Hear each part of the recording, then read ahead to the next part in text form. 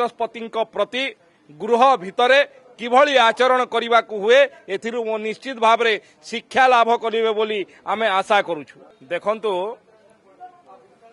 भारत वर्षर अनेक राज्य रे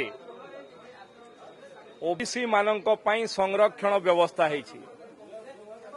विगत 20 वर्ष भितरे ओडिशा भितरे ना शिक्षा क्षेत्र रे ना चाकरी क्षेत्र ना निर्वाचन रे विशेष करी पंचायत निर्वाचन रे जो माने ओबीसी मानक पई प्रतारणा कले जो माने केबे चिंता कले नहीं आज से माने गृह भितर छिड़ा है तांको संरक्षण कथा कहउचंती।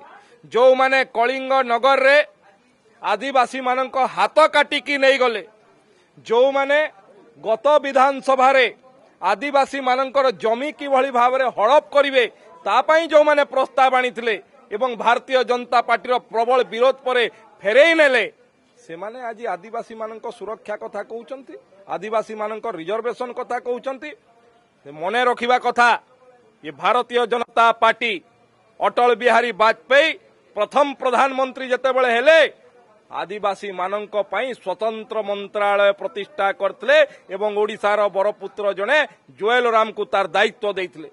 नरेंद्र मोदी सरकार रे ओडिशार जने आदिवासी महिला को भारतर प्रथम नागरिक राष्ट्रपति भलिया पदरे आसीन करैले ये ओडिशा पई आदिवासी मानक पई गर्व और गौरवर कथा।